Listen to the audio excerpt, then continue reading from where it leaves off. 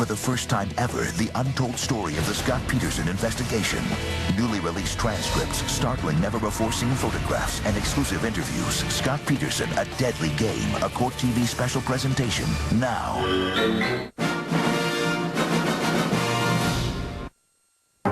Tonight, the untold story, how investigators brought Scott Peterson to justice. First officers had a gut feeling. Did you murder your wife? The clues. Amber, did you know that Scott was a married man? We did have a romantic relationship. The suspicion. I mean, it was just unbelievable how many lies this guy told.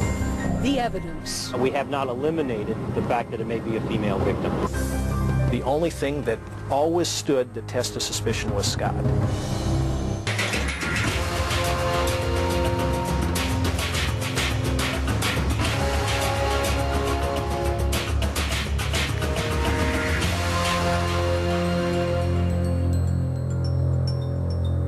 Scott Peterson. Today, we know he perpetrated one of the most notorious crimes in recent years, the murder of his pregnant wife, Lacey, and his unborn child. I covered the Scott Peterson case from beginning to end, and in my book, A Deadly Game, I wrote about the meticulous work of these investigators. Tonight, we'll go behind the scenes and behind the headlines to see exactly how they solved this mystery and hear for the first time about the painstaking police work that brought a killer to justice.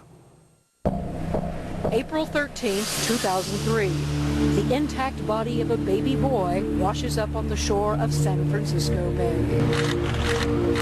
The next day, 1 mile to the south, the badly decomposed torso and lower body of a woman washes up, clad in a nursing bra and maternity pads.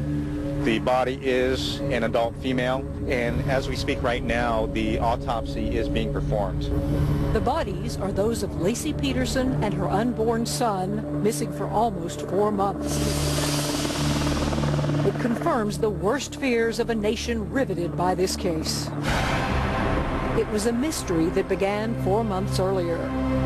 Christmas Eve, 2002, Modesto, California. 5:17 p.m. Scott Peterson calls Sharon Rocha to tell her that her daughter Lacey is missing. They're expected at Sharon's for dinner in just a little while. Lacey is 8 months pregnant and always reliable. She would never just disappear. Something seems terribly wrong. Lacey was very conscientious, very calculated person. I knew something was wrong. At 5:47, Lacey's stepfather calls the Modesto police to make a missing persons report. Normally, authorities would wait 24 to 48 hours to start a search. Modesto Police Chief Roy Wasden reveals for the first time why in this particular instance, his men make an exception. This is an adult missing person, 8 months pregnant, can find no reason for her to be missing, none at all. One of the big things is the victim profile and looking at your victim, especially with the circumstances you have here, holidays coming up, family plans, get-togethers, being pregnant, getting ready to give birth. That showed us that, you know, she didn't go to Cleveland and, you know, start doing drugs. The police arrive at the Peterson house and start questioning Scott. He claims Lacey was planning to walk their dog in a local park that morning, and he went fishing on San Francisco Bay. And then he does something that astonishes police. Unasked, he pulls out his parking receipt. Is he establishing an alibi already? Detective Brocchini reveals what else detectives find fishy.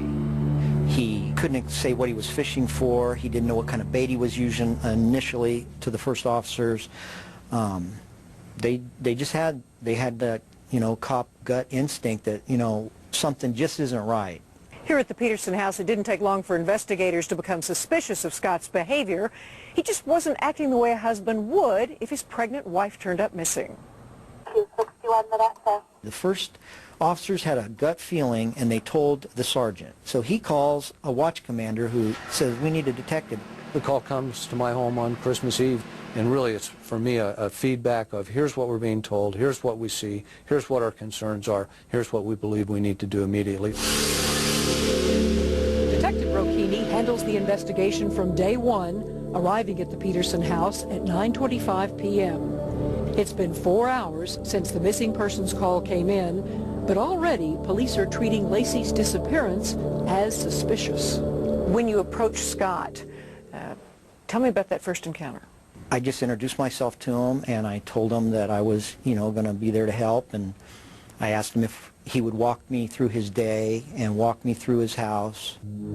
Over the next 4 hours, Brocchini does an intensive search of Scott Peterson's house and property. But it's Scott's odd reactions that really pique his interest. For example, when he accidentally bumps the door of Scott's truck into Lacey's car. And he came right over with a glove that he was wearing, and he says, look, either I'll move my truck or I'll hold this glove in there so you don't scratch my car. And I said, I'll be careful, don't worry. What did the putting of the glove between the vehicles say to you? He just said his major concern wasn't Lacey. By evening, the hunt is on for Lacey. Helicopters, officers, and search dogs all comb the area. That night, Scott's father-in-law tells police that Scott told him he'd been golfing that day. But didn't he already tell police he'd been fishing? It's a direct conflict, and it's not lost on investigators. He would fabricate things or, lie about things that he didn't have to. And we never really were able to figure out exactly why he did it. As Brocchini inventories Scott's house and cars, he continues making mental notes of all the things that bother him. Among them, after Scott came home, he took his time before alerting anyone that Lacey was missing. First, he washed the clothes he'd worn that day. Then he had a snack, showered, and changed his clothes. Detectives find this strange for a man desperate to locate his wife. But more than anything, it's the laundry that catches Brocchini's attention. Why would Scott only wash his own clothes when there was a basket full of dirty laundry in his bedroom and a pile of dirty rags right on top of the washer? I saw these big dirty rags, and I couldn't see anything in the house how they could be that dirty, and what are they doing on the washing machine, and why did he wash his clothes? Then there is Scott's claim that Lacey had planned to walk the dog in a local park that morning. Police just don't buy it. Well, there's a rather steep incline for a pregnant gal who's not feeling good, not moving good, not very athletic at that stage of her pregnancy, to take the dog and go down there. That seemed unreasonable to us.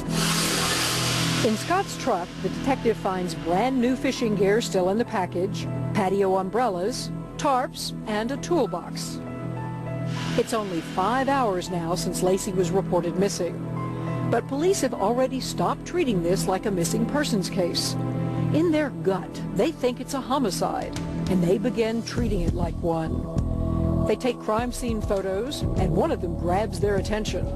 It shows a comforter that looks like a body was laid across it. Something else. Lacey's jewelry and purse are there, and they are told she always took those with her. Just a lot of little things like that just made me think that, we're doing the right thing. We're heading in the right direction, at least looking into this case. At 11:17, the detective and another officer accompany Scott to his office. Scott's a fertilizer salesman operating out of a warehouse in an industrial section of Modesto. There, Brocchini finds a 14-foot boat, a homemade anchor, and signs that more anchors had been made. Could they have been used to weigh down Lacey's body in the bay? Finally, at midnight, they go back to headquarters, where Detective Brocchini formally interviews Scott Peterson, recording every word he says. But if Scott is scared or distraught, he certainly doesn't show it. I asked him to sit down. I went into the viewing room to plug in a tape, and I could see him. He was sitting there with his hands in his pocket, and he's almost like leaning back in his chair. You made notes about his behavior during the course of the interview, sort of callous, laid back. Given your experience, that body language, that behavior has to be telling you an awful lot. What it told me was that I need to ask more questions, and I need to call in a couple more detectives. This is suspicious. She's not out at shopping and not showing up. I mean, something bad's happened to Lacey. In my stomach, that's what I felt. The story hasn't even been reported yet, but already, just hours into the case, Scott Peterson is under the Modesto police microscope.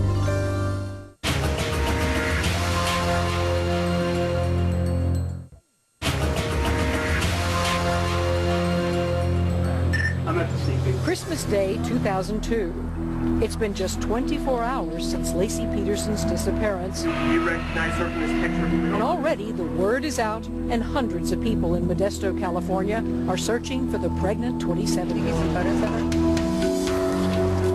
Laci's friends and family don't know it at the time, but the police are already starting to build a murder case against her husband, Scott Peterson. Scott does seem emotionally detached. At the time, those around him figure it's just his way of coping. Yeah, no problem at all. His parents have their own explanation. He showed emotion, but he didn't cry 24 hours a day. Cried privately. He worked at trying to find her. He tried to keep us up, you know, because we were breaking down too, so he'd try to be brave for us. Did you ever get that pleading? You know, I didn't do this. I couldn't do this. I loved my wife. No, I never heard that from him, but, you know, if this had been me and this were my husband missing, I mean, I'd be crying on the streets. In fact, Scott's half-sister Ann Bird had always distrusted his fishing story, knowing all the things Laci would have had him do on a big holiday. On Christmas Eve, when I heard that Scott was out fishing, I thought, gosh, you know, how could that be? He would have a honey-do list a mile long. The fishing and Scott's strange emotion. Modesto investigators find both suspicious. But that's not all. Detective Al Brocchini has never said this publicly, but he is astounded on Christmas Day when Scott asks a bizarre question. Would grief counselors be made available to Laci's family? Not even a day had passed since they reported her missing. I told him, Scott, it's Christmas. I don't think I can get you somebody today. And if we find Laci, you're not going to need anybody. And, you know, he responds like, well, I'm going to need somebody. We're going to need somebody, or Sharon is, you know. It's like he already knew we weren't going to find Laci. It's one day now since the search for Laci began. Her family hits the airwaves in a desperate appeal for help. Get her home safely and run from us. We don't care, just get her back to us. It's strange. Laci's mother is obviously clinging to hope, but Scott already seems to be bracing for the worst. The exhaustive searches with the police and with friends and family have not discovered her, so we have to look at our possibilities. 48 hours after the missing persons report comes in, police make the hour-and-a-half trip to the Berkeley Marina to check out Scott's fishing alibi. He told police it was raining on the bay on Christmas Eve, but no one else reports even a drop. So now police have caught Scott in a blatant lie, and yet another red flag goes up. Then, on Christmas Day, Scott backs out of a polygraph test he'd promised to take. This has to put Chief Roy Wasden and his men on high alert. But two findings that are even more damning to Scott Peterson. First, investigators discover he bought his boat without telling anyone. Then they learn he researched the tides and currents of San Francisco Bay on his computer.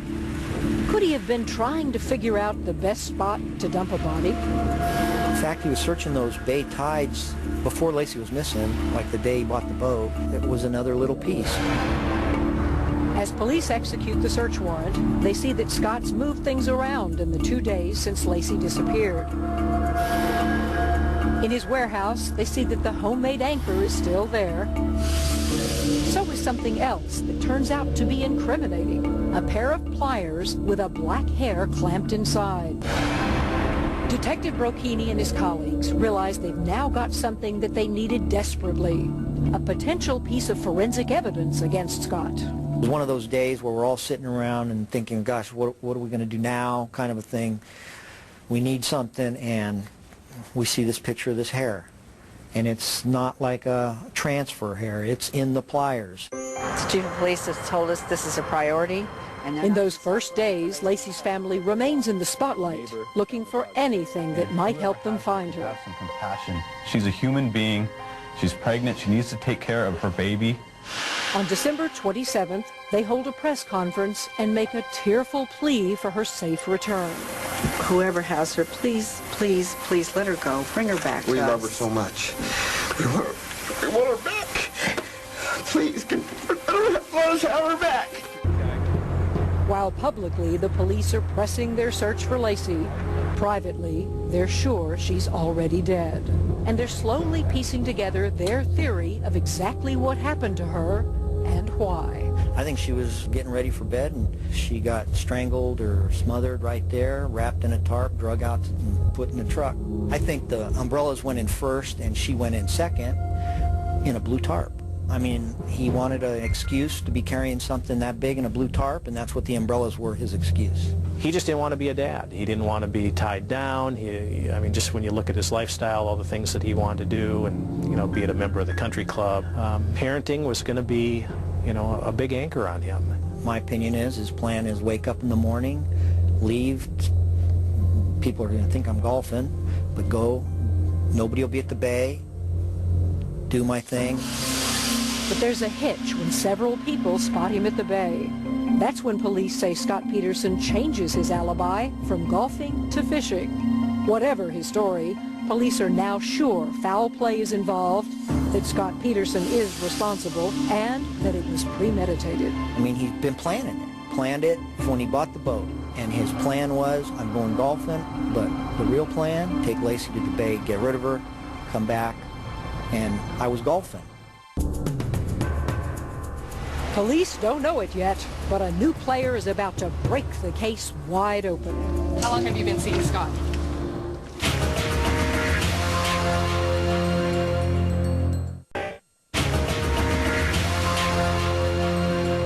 December 30th, 2002. 6 days since Lacey Peterson was reported missing, and now a huge break. A woman calls into the police tip line claiming to be Scott Peterson's lover. Her name is Amber Fry. Modesto Police Chief Roy Wasden and his men recall how that one tip changed everything. What was the reaction in the department when Amber Fry called in? It was a significant break. It was important to get a more full picture of Scott Peterson, who he was, what he did, how he behaved. In that one paragraph tip, she had too much information to be a nut. I mean, she knew too much. Investigators don't waste a second. They drive straight to Fresno to meet Amber. Detective John Bueller knows it right away. This is a major score for the investigation. I mean, it was a great meeting. It yielded tremendous amount of information. Amber seemed to be naturally a young girl. I wouldn't say naive, but maybe idealistic in love and romance, things like that. Amber tells the detective she's been seeing Scott Peterson only a few weeks, but they're already talking marriage. On December 9th, she recalls, he broke down sobbing that he had, quote, lost his wife. That's the same day Scott secretly bought his boat. Detective Brocchini knows he's onto something. I mean, he told Amber that he had lost his wife when she wasn't lost. And so that, I mean, to me, that was a key. The detectives ask Amber to secretly record all future conversations with Scott. She agrees. They're also determined that no one will find out about her. That afternoon, the detectives take Amber to buy the recording equipment. And then her phone rings. It's Scott. He's caught everyone off guard. I was shaking, so I was so fumbly. I mean, I dropped the earpiece and I'm scrambling, but there was no conversation at that time, thankfully, because I was so, what's the word? Rattled? Rattled. I was just frazzled, really frazzled and really nervous. To be like in Radio Shack, buying the equipment for her phone, and we're walking out and her phone is ringing, and it's him. I mean, I could see the caller ID. I know his phone number by heart. Scott calls Amber often, and he has no idea she's taping every word. He lies over and over in these calls, sometimes making up outrageous stories. On New Year's Eve, Scott is in Modesto at a candlelight vigil for his missing wife. Yet he calls Amber and claims to be in Paris. Hello? Amber, hey, Happy New Year's. Happy New Year. I wanted to call you. Thank you. I'm near the Eiffel Tower. New Year's celebration is unreal. The crowd is huge. The crowd's huge? Amber, if you're there, I can't hear you right now, but I'll call you on your New Year's. Okay, I'll hear from you then. Amber, miss you. The photo of the vigil makes the front page the next day, and if the public thinks Scott Peterson is showing his concern, the police know otherwise. We saw the picture on the front page of the Bee, and he's at the vigil, but we know what he's saying on the phone. He's in Paris, you know, or jogging on the cobblestones or eating with, you know, somebody. On New Year's Day, the Modesto police held a press conference in which they said it was becoming apparent that Laci's disappearance was the result of foul play. What they didn't say was that the investigation was beginning to focus on Scott Peterson as the main suspect. By January 4th, 10 days after Laci was reported missing, the police have Scott Peterson under 24-hour surveillance, but the public doesn't know it. Throughout January, police divers continue to comb the bay. They're sure that's where Scott has dumped his pregnant wife. But what if her body doesn't turn up? Chief Roy Wasden discloses now what he couldn't back then. Body or no body, police are still pushing forward with their case against Scott Peterson. Was the department ever prepared to seek an arrest warrant before the body surfaced? Yes. In fact, the detectives had worked and discussed extensively with the district attorney's office what would be required for what's known as a no-body homicide warrant, and we're moving in that direction prior to the discovery of the bodies. Hello? Amber? Yes. Scott continues to call Amber, and detectives are intent on getting him to repeat something he told her just before Laci disappeared. Those 4 short but incriminating words, "I lost my wife." You came and told me this elaborate lie about her missing and this tragedy, and that No. and that this will be the first holidays without her? I never said. Amber, God, I don't want to fight with you. You know that I never said tragedy or missing. Oh yes, you said you've lost your wife. No. Yes. Obviously without me saying much. But we will I said that I lost my wife. Yes, you did. I did. Bingo. This is what investigators needed. For us, that was a huge statement on his part, because how do you predict that? I mean, how do you you're going to come up with a lie about that to try and woo some girl into a romance that you're not supposed to be part of, and then all of a sudden it comes true? I mean, the odds of that are pretty far out there. The calls continue and Scott's lies pile up. At one point, he tells Amber he's taken a polygraph and passed it. And then, an even bolder lie. Not only did Laci know about his relationship with Amber, but she accepted it. Detectives can't believe what he's trying to get away with. It really was the ultimate chess game with him, trying to anticipate his, next move and what he was going to do, and listen to what he was saying and compare it with the facts and just documenting it. I mean, it was just unbelievable how many lies this guy told. The police already know about Scott's lies. Now, finally, the public will too.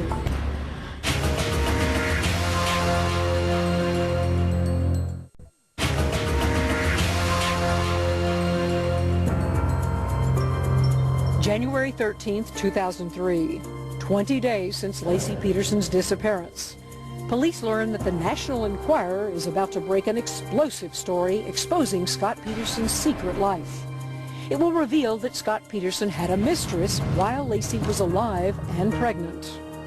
The once close relationship between Scott and Laci's family is now severed forever. And it's only days before the press and the public find out who Scott's mystery woman is. Amber, did you know that Scott was a married man? On January 24th, exactly 1 month since Laci was reported missing, her husband's lover is forced into the glare of the spotlight. I met Scott Peterson November 20th, 2002. I was introduced to him. I was told he was unmarried. Scott told me he was not married. We did have a romantic relationship. This is devastating news for Laci's mother. It basically allowed Sharon to realize her worst fears had come true, because until then she had nothing to, hang her suspicions on. There was nothing that she knew, of course we did, that would confirm for her that, Laci probably wasn't coming back. The same day Amber comes forward, the Roaches make their own public statement. I would like Scott to know that I trusted him and stood by him in the initial phases of my sister's disappearance. However, Scott has not been forthcoming with information regarding my sister's disappearance, and I'm only left to question what else he may be hiding. And even as Lacey's family wonders what happened to her, the police are sure Scott knows. On January 26th, he's tracked to the Berkeley Marina where he sits in his car gazing at the water. This is at least the 5th trip he's made to that location. What about all the trips to the Berkeley Marina? He didn't stay very long. He didn't sit up there and watch the diving teams. What do you think he was doing? Who knows? I mean, because he is so different from us. Curiosity as to where we were, where the searches were taking place, how close they were to where he left her, maybe to ease his mind. If he went up there long enough and he saw we weren't close to where she was, oh, okay, no reason to stick up here anymore. We'll just go back home. That's the only way that I can make sense out of that. But media interest in the case is white hot now, and Scott can no longer ignore it. The allegations of a girlfriend. With his infidelity public knowledge, he decides to spin it on national TV. I think everybody sitting at home wants the answer to the same question. Did you murder your wife? No, I did not. And I had absolutely nothing to do with her disappearance. And January 28, 2003. It's been over a month since Lacey disappeared. Now, Scott sits with Diane Sawyer on Good Morning America, and police are watching for what he says and how he says it. Amber Fry came forward. I'm glad she did. Did you tell her that you were not married? I did. And then when Lacey disappeared, I called her, and admittedly it wasn't immediately. It was a couple days after Lacey's disappearance. I telephoned her and told her the truth. The truth? That I was married, that Lacey disappeared. She didn't know about it at that point. But Amber told investigators that she found out Scott was married from news reports, not from Scott. It was pretty powerful to see him, see his words, see his lies. How harmful do you think Scott's own words were to him? I think very harmful. I do. I think that, well, I think they painted a true picture of Scott Peterson, which was, pretty indicting of who he is.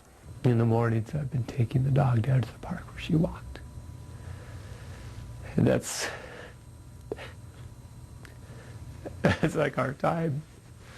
A nice time together. When he began to cry, and something I thought was very strange was most men, I would expect, even women, will try and wipe away tears. And he sat there and let those flood without ever reaching up. That just kind of goes to what we had expected all along with him. I mean, here's somebody, he wants people to see those tears. I mean, I would imagine it probably took some effort for him to squirt those out.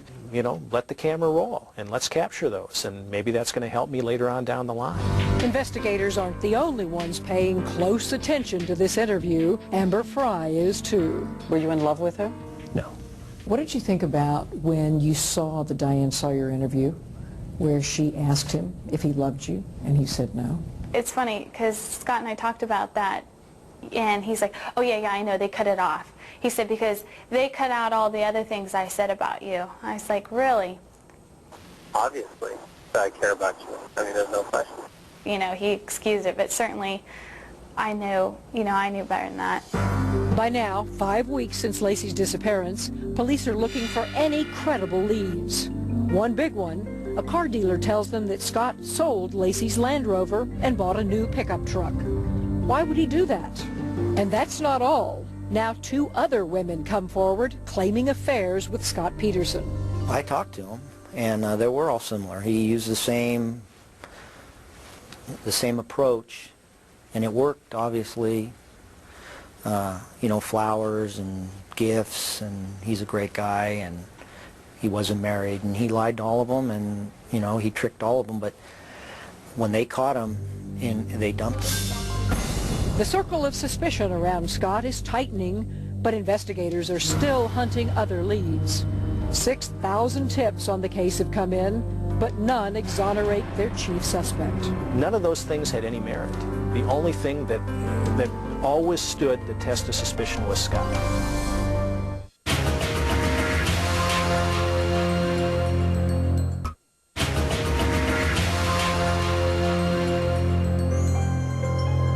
February 1st, 2003.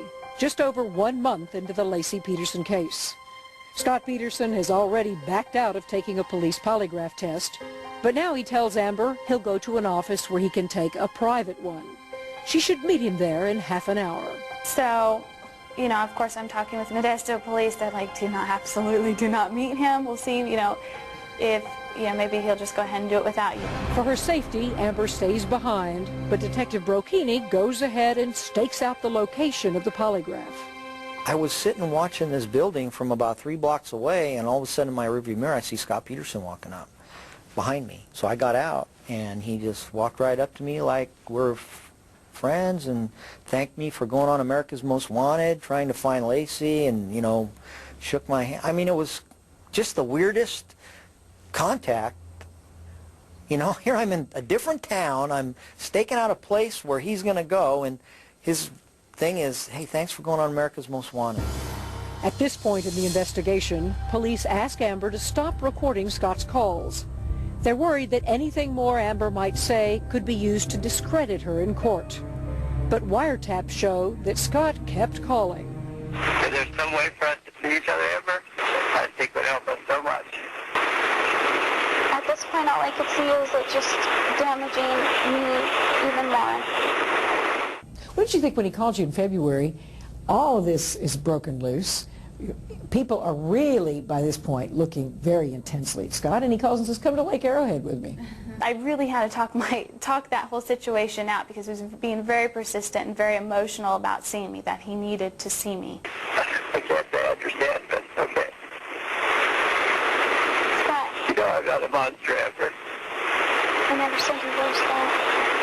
I know, but I could never hurt you or hurt anyone.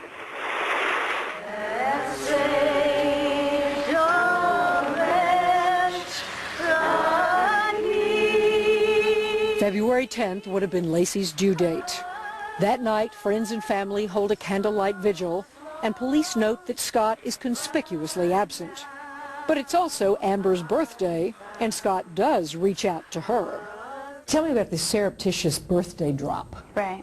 Tell me about that. There was a bush that he had a package under, and he described where it was at and what light post.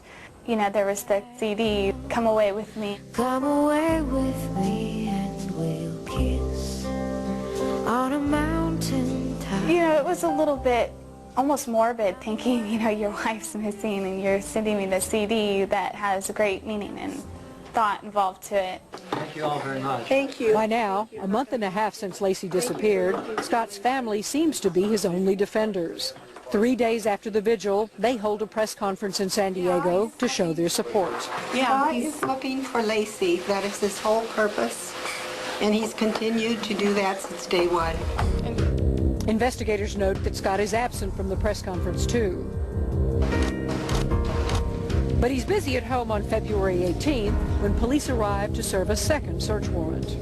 When you went back with a second search warrant, I understand that cops knocking on the door, and boy, he's on the phone trying to cancel some porn channels. What did you think about that? For him to be so cold and so able to switch gears and distance himself from this tragedy to the fact that he has to order porn at home, it's just another piece of evidence that shows us that he wasn't concerned about her, didn't want to be a part of her, didn't want to have her in his life, and was so far down the road from moving on that he could order that.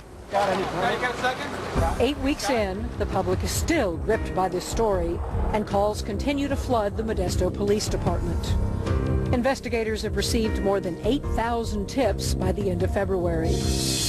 Then a real break in early March. Forensic testing proves what the police thought all along. The hair found in the pliers on Scott's boat is consistent with the hair from Laci's hairbrush. That's the piece that puts it over the top. On March 5th, the police officially reclassify this case a homicide. As this investigation has progressed, we have increasingly come to believe that Laci Peterson is a victim of violent crime. But there's still a big problem for the police. They're faced with proving a homicide without a body. They'll just have to keep working the circumstantial evidence. And their sole suspect? Scott Peterson. By now, even some of his family are turning against him. Things really did not add up. over and over again. And my husband kept saying, he has to be guilty. This is just not normal behavior. Then, on April 13th, a gruesome discovery on the northern shore of San Francisco Bay. It's the body of an unborn child. The next day, just 1 mile south, another body washes ashore. After nearly 4 months of working a no-body case, it looks like investigators have what they need to nail Scott Peterson. When the bodies came up, there was no doubt in my mind we had the right guy.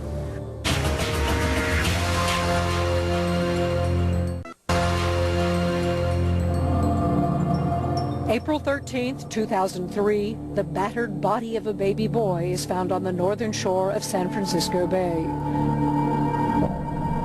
The next day, the remains of a second body is found on the shoreline just 1 mile south.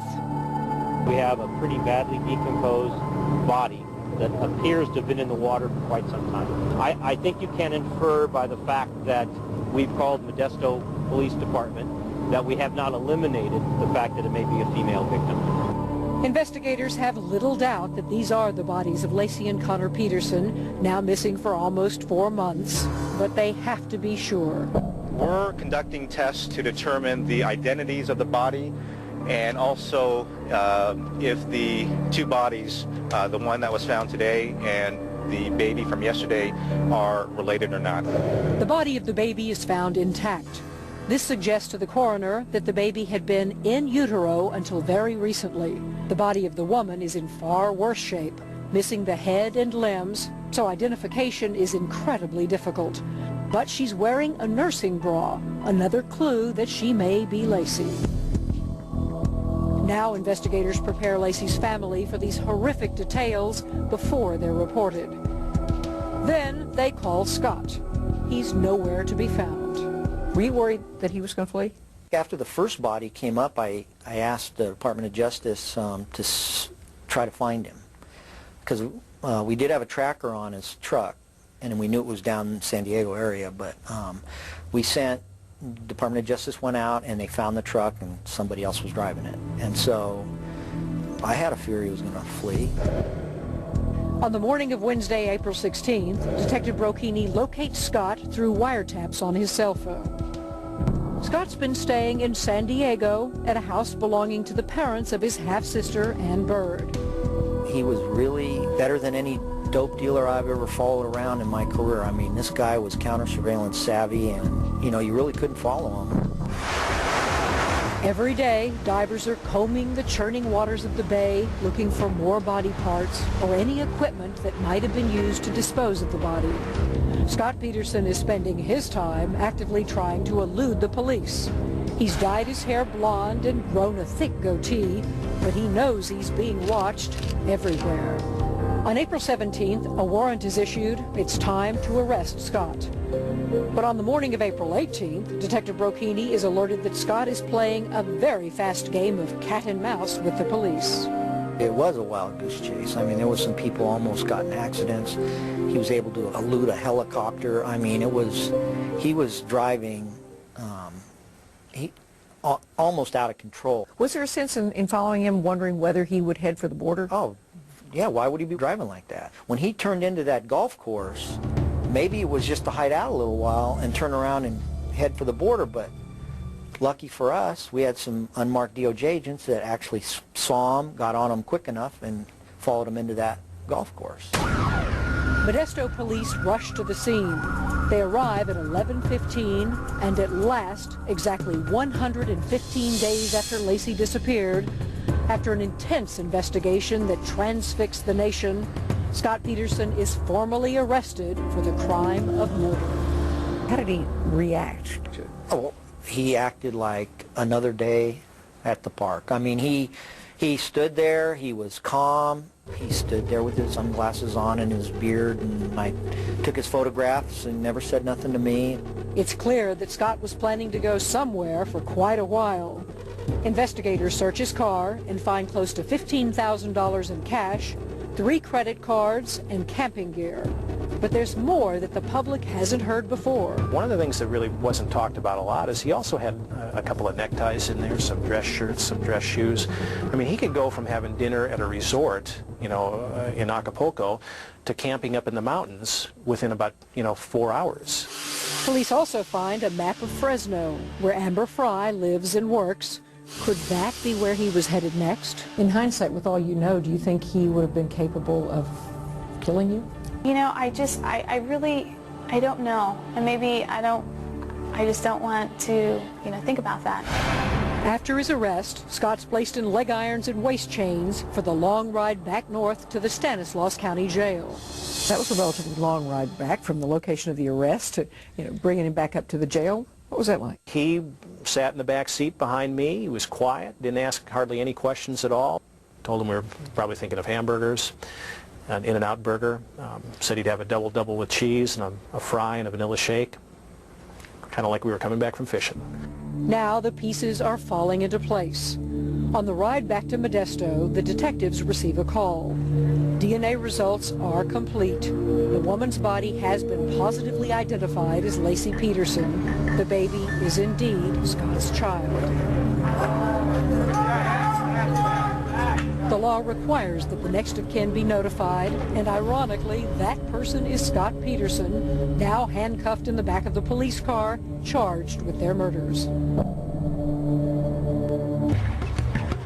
Scott Peterson's much-anticipated trial begins on June 1st, 2004, a year and a half since Laci Peterson was reported missing. The trial is a long and grueling one. Defense counsel Mark Garagos pounds the prosecution as it tries to build its case. He's out to discredit some of the police testimony. I think it is fair to say that Garagos really tried to go after you on a couple of points, and the press picked it up, and you were, at least defense was trying to make you out as the bad guy of the case. How difficult was that? I've been lead detectives on a lot of homicides, and to go to court and be in court and know what happens, and then to come out, I've never seen anything like it, and see, it's like those reporters were not in the same courtroom I was. It's touch and go at times, but in the end, detectives put together the pieces of the circumstantial puzzle for the jury. On November 12, 2004, almost 2 years since that Christmas Eve when Laci Peterson disappeared, the jury returns with its verdict. We, the jury, in the above entitled cause, find the defendant, Scott Lee Peterson, guilty of the crime of murder of Laci Denise Peterson. And in the penalty phase, the decision on Scott Peterson's fate is unanimous. Peterson has been sentenced to death for the double murder of his wife and his unborn son, baby Connor. When the verdict came in, I literally was breathless. I mean, I didn't realize how, it just had an effect. I think we're grateful that we've been able to hold Scott accountable for his actions. I'm proud of the investigation, and I know the department, the other detectives, they sacrificed, and they do it again. We may never find out what actually occurred in this house on Christmas Eve. There's only one person alive to answer that question, and for now, Scott Peterson is not talking.